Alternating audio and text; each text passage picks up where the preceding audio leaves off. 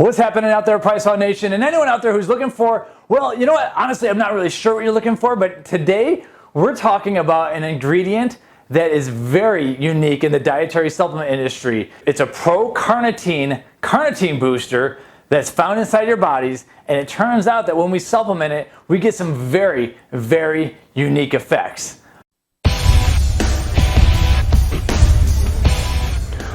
Welcome to PricePlow.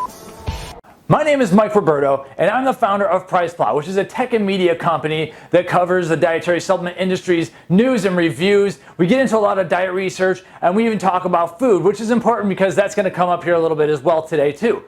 Now, the ingredient I'm talking about is what's known as GBB, or more formally, gamma-butyrobetaine. Sometimes on the labels of supplements you'll see it as gamma-butyrobetaine ethyl ester, but we're just going to keep it easy and call it GBB for short. Now, there are a few different types of GBB supplements out there, and I will let you know that this video has been sponsored by SYNMR Biotechnologies, who's the creator of ProGBB.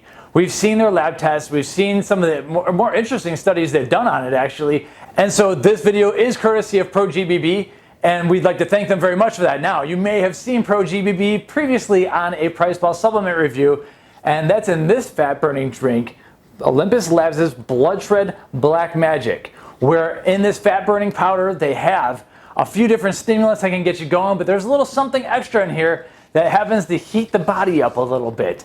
And GBB may be one of those reasons. We're going to talk about why, and we're going to postulate some of the reasons and why some people get these effects. But in general, this supplement, this ingredient is really all about enhancing our body's carnitine stores. L-Carnitine is a very, very beneficial, critically important amino acid that helps first and foremost with fatty acid transport, and it helps us get our fatty acids to where they need to go to get broken down. It helps with cognitive support and memory and just a whole slew of biological mechanisms.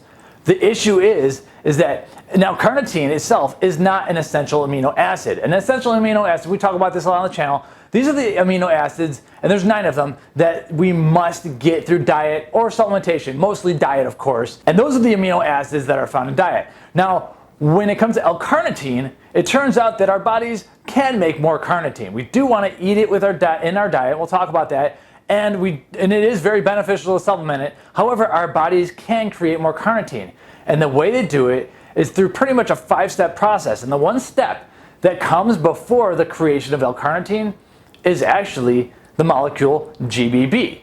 Now, thanks to the enzyme gamma-butyrobetaine deoxygenase, we are able to then take the GBB and make it into L-Carnitine.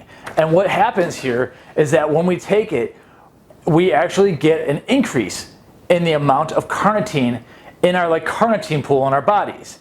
Now, this is important because basically it yields all the benefits that we get to carnitine, but GBB is a very cool molecule because we can get some effects with some very small doses. So we can fit them into small form factors. There's a small scoop in here. We can fit it into a small scoop like this or into capsule-based products, which is very important to the dietary supplement industry. So there has been some human research on GBB, and so there's 2 main studies, and they're kind of all that we cite, and some interesting things happen there. But in general, at the doses that we're seeing in the supplement industry, and I'm talking 10 to 50 milligrams at a time, those are very scant, minuscule doses compared to what's been done in research before. So when a new ingredient hits the market, sometimes there's questions: is this safe? What's the story here? And it turns out that this is just one of those ingredients that actually has some old school research. We just had to dig up a little bit, but also this is an ingredient that we already have in our bodies. It just turns out that when we supplement a little bit more, it pushes things down a little bit into the carnitine side of things. So with the GBB carnitine situation, like a lot of things in the human body, our bodies like to stay at homeostasis. They like to stay at equilibrium. When we take and ingest more GBB, there is an equilibrium of GBB to L-Carnitine that it likes to keep, and by having more of the GBB, we're going to push in a little bit more of the L-Carnitine. L-Carnitine is the molecule that seems to be doing a lot of the heavy lifting, literally the heavy lifting, by moving fatty acids, for instance, and so that's what we want more of. Now, the reason that this has become such a big thing, because the carnitine supplements have become on PricePlow, we've tracked a lot of different supplements, and we see new carnitine supplements over and over and over. And one of the big reasons is because we're seeing a lot of people who are moving away from meat-based diets, unfortunately. And this is something I obviously strongly disagree with, because there are so many beneficial things in red meat, such as carnitine, which has all these incredible benefits: muscular soreness recovery, fatty acid transport, the memory, all the things I've kind of really quickly touched upon. And we have other blog posts that we could link back to the benefits of carnitine itself. But there's also in meat, we also have all the essential amino acids that we need to get. A lot of like plant-based diets don't have a lot of this stuff. We have carnosine itself, which helps us buffer lactic acid when exercising. We have choline in our meat and eggs, and that's huge for the brain as well. And choline is synergistic with carnitine as well. And so we're seeing a ton of these carnitine supplements because people who are carnitine deficient, and I've talked about this many times on the channel, but people who are carnitine deficient are unable to burn fat as easily. They are getting more depressed. They're having issues with cognitive problems. They're leading, there's even connections between neurodegenerative diseases like dementia and a low carnitine store. So this is a very important thing, and this is why, first and foremost, I really think you gotta get your essential amino acids and carnitine in from actual meat: red meat, beef, ruminant meat. But if you're not willing to do that, or if you're like a hard training athlete, which a lot of our followers on this channel are, then supplementing additional carnitine is a great way to do that. But there's a few issues with the whole carnitine supplementation. One of them is that basically every clinical study of L-Carnitine has used 2 grams per day, which isn't a ton, but it's a bit much to be adding to some of our like fat burner pills. And so, the industry are always looking for hacks, and we're always looking for ways to get around certain things. And taking GBB, it seems like we can get a far smaller dose to push our carnitine pools into a greater level. Now, some of the studies we're going to talk about, they went into doses so high of the GBB that it was at the carnitine level doses, and I do not recommend that. And we'll talk about why. There were some, and because one of the effects is, and this is what a lot of us have discussed on the channel, and a lot of people in the industry know, is that when you take GBB, this is the most interesting effect, that it causes pretty intense thermogenesis. It causes people to sweat. And so there's a few different ideas that we have why. We're not exactly sure why that is, but I have a few of my own theories. But in general, this is actually promoted as a beneficial thing because some people just love to train, and when they train, they love to sweat when they train, especially like fasted cardio, which I love with this. And it is one of those sweat amplification ingredients that just seems to do that, and it heats people up, and a lot of people absolutely love it. Some people obviously don't. But if looking for a pro-carnitine, because carnitine's got all those benefits, kind of thermogenic fat burner that people want to feel, then GBB and ProGBB is an absolutely fantastic ingredient because of that. Now, in some of the human studies, though, the 2 main human studies that we like to cite, one of them was actually done on infants. What they were actually trying to do is find carnitine-free formula. And to do that, the best way you can go with a more carnitine-free diet, and which I don't recommend, of course, is to actually and cause your body to create its own carnitine, which is by supplementing with GBB. Now, in that study, they used 500 micromoles of GBB. So I did a little bit of the math. Maybe we'll put it up here, but in general, I did the math. And we have this on a blog post. We do have a blog post for everything we're talking about here with lots of sources cited. Should have said that earlier. But anyway, in the blog post, we do the math, and it turns out they were actually giving these infants 73 milligrams of GBB per my math there. Now, that's a dose that a lot of adults can tolerate, although 10 to 25 milligrams twice a day, or like 25 to 50 milligrams in one shot, seems to get the job done. So our bodies are definitely able to handle more, and the infants did just fine with that. And what they showed with this is that not only did the carnitine pools rapidly increase, nearly by 2-fold with that very high dose, because these infants are small, of course, but also carnitine excretion increased a lot too. So they're urinating out a lot of carnitine, which leads me to believe that the body, at some point there's a limit, and the body probably didn't need that much carnitine. Now, where the second study gets a little bit crazier is that they're looking for different ways on adults to find pro-carnitine mechanisms, because this isn't the only way that the body can make carnitine. There's also the precursors before the GBB. They're testing all sorts of different stuff. Anyway, when testing GBB in humans, they had adult males. And I'm just going to read a passage from this because it's in the full text of this study. Okay, so reading from the study, participant 12 received 75 milligrams per kilogram of body weight of gamma-butyrobetaine. The solid inert salt was dissolved in fruit juice and carbonated beverage and consumed in 2 equal amounts daily at breakfast and dinner. Because participant 12 complained of excessive sweating and salivation 1 to 3 hours after ingestion of the GBB supplement, the dosage was reduced to 37.5 milligrams per kg body weight for participants 13 through 16. Only one of these subjects reported any unusual effects, which was a mild increase in sweating on days 11 through 13 with that dosage. So that's a very large dose. If you're an average sized male, that's like basically like 2.8, almost nearly 3 grams of GBB itself.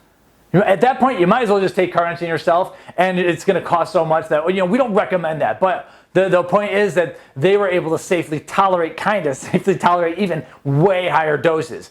And then thankfully, SYNMR even did some LD50 testing and testing on very high doses on rats. So in the 10 to 25 milligram doses that we're seeing, we're still able to get some of that sweat amplification, and it's way, way, way below anything that was problematic in rats, and even like way below anything that was reasonable for humans, although they were sweating. That's oftentimes the reason to use it. Now, that brings us to the next question is, why is that happening? In my opinion, I have a few different theories. First off, the fun theory is that maybe this is meat sweats in a pill. As we know, when we eat a lot of meat, now a lot of people attribute this to the thermic effect of protein. So let's not disregard or doubt that. But when people eat a lot of meat, more so than if they drank a ton of whey protein shakes, you seem to get sweaty. And I'm wondering, when you eat the meat, which has carnitine, probably some GBB in it, your body is actually taking the carnitine, and you have some bacteria in your gut that breaks it down to GBB. So the reaction can go both ways. And that's done by the gut microbiome. So when you get heavy amounts of carnitine in the body, free fatty acids start moving, and it's basically, it's thermogenic in that you have more like a different form of energy, but more like fat-based energy at your disposal, which can then heat you up. Now, in terms of taking GBB, we're getting more carnitine eventually, which can then, of course, possibly heat you up if that theory is true. So this is kind of like a similar way of giving yourself meat sweats. That's one idea.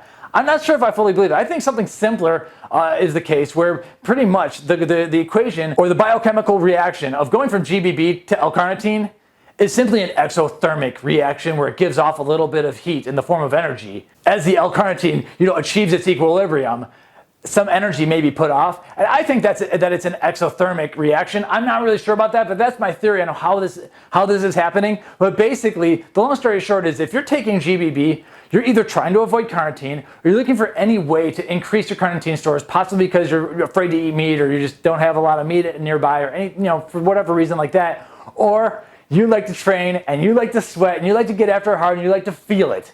This is one of those ingredients that enables it to happen. And so everything I've seen, at first I was like a little bit, rightfully so, we should be cautious with new ingredients. But then you start seeing, oh, we have tons of stuff in our body, and when we have it, it gets converted into L-Carnitine. When we take heavy amounts of meat with L-Carnitine, it gets broken back down into, some of it gets broken back down into GBB.